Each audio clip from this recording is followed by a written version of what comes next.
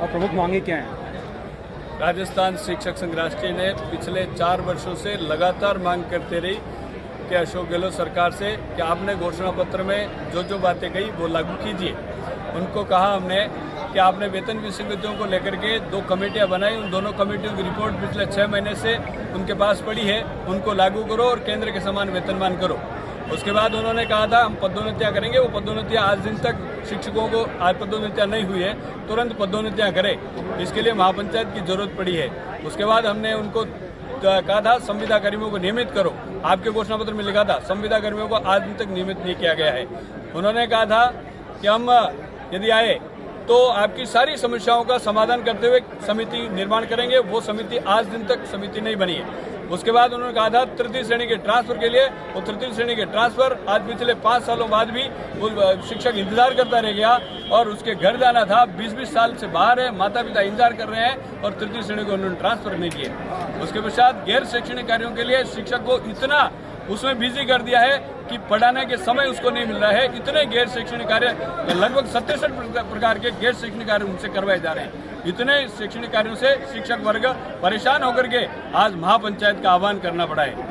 और जयपुर की इस धरती पर 28 सितंबर 2023 को हजारों की संख्या में शिक्षक महापंचायत में है। रमेश चंद्र पुष्करना, राजस्थान शिक्षक संघ प्रदेश अध्यक्ष। इस महापंचायत की सफलता को लेकर वैसे आज अनेक शिक्षक, हजारों की संख्या में शिक्षक आए, आप क्या कहना चाहेंगे? कुंठित उत्पीड़ित अभिव्यक्ति है ये। जब सरकार के संबोधन के बाद, सरकार के घोषणाओं के बाद उसकी क्रियान्विति नहीं होती है तो आदेश देकर के वापस देना ये हाथ में देकर छीन लेना जैसा है। तो ऐसा जब दृश्य बनेगा तो प्रतिक्रिया स्वाभाविक है। और चूंकि एक सहज और सर्वव्यापी और एक विशाल संगठन के अवयव के रूप में कार्य करता है तो शिक्षक संघ राष्ट्र के लिए तो कोई विशेष बात नहीं है। हम जब भी किसी कार्यक्रम का आह्वान करते हैं तो हमारे तो सभी कार्यक्रमों में हजारों की संख्या रहती है, इसलिए ये हमारे लिए इतनी विशेष नहीं है, लेकिन इस सरकार के लिए जरूर विशेष साबित हो सकती है। क्योंकि जो विषय हमारे माननीय अध्यक्ष जी ने आपके सामने रखे हैं उसके कारण सरकार को अपनी क्रियान्वयन के अभाव की कीमत निश्चित रूप से चुकानी पड़ेगी। हमने सरकार से आह्वान किया है, आग्रह किया है, समय दिया है, अभी भी समय है, ये कोई बहुत ज़्यादा समय लगने वाला विषय नहीं है। उन आदेशों को जारी करें। वार्ता हुई है हमारी, शिक्षा मंत्री जी से भी हुई है, शिक्षा सचिव जी से भी हुई है, वहाँ सहमतियाँ भी बनी है, लेकिन अफसोस इस बात का है कि बनी हुई सहमतियों के आदेश भी जारी नहीं हुए। तो ये तो काफ़ी ज़्यादा पीड़ाजनक है।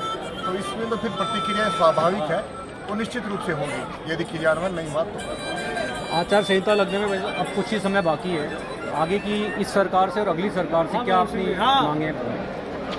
व्यक्ति जब हताश, निराश और परेशान होता है तो वो अपने अधिकारियों के लिए किसी भी कीमत पर जाने को तैयार रहता है।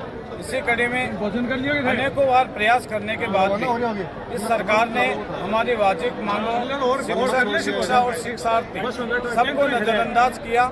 उसके परिणाम स्वरूप आज यहाँ हजारों शिक्षक इस महापंचायत में एकत्र हुए हैं। अब भी सरकार को हमने 5 प्रस्ताव लेकर के आचार संहिता लागू होने से पूर्व अगर सरकार सकारात्मक निर्णय लेकर के उनमें से कुछ प्रस्ताव जो हमने लिए पारित किए हैं उनके अनुसार हमारी मांगों को पूरा करे, ऐसा हमने सरकार को आह्वान किया, सरकार को चेताया है। आने वाले शासन में भी चाहे कोई सा भी दल आए, हमने हमारी प्रमुखता से जो मांगे रखी है उनको वो अपने घोषणा पत्रों में लागू करे, उन घोषणा पत्रों में समाहित करे और ये आसान्वित करे, ये प्रयास करे कि हम जब सरकार में सत्ता में आएंगे तो आपकी इन मांगों को 100 दिन में एक समय अवधि में पूरा करेंगे तो निश्चित रूप से शिक्षकों में एक संतोष का माहौल बनेगा।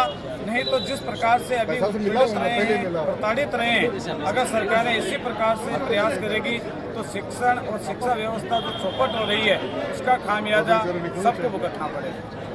महापंचायत में आपकी प्रमुख भूमिका रही है प्रारंभ से समापन तक, कि आप क्या कहना चाहेंगे?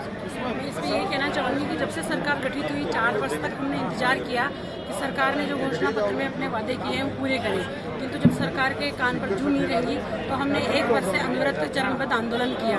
उसके पश्चात भी आंदोलनों को देखते हुए सरकार ने कोई निर्णय नहीं लिया।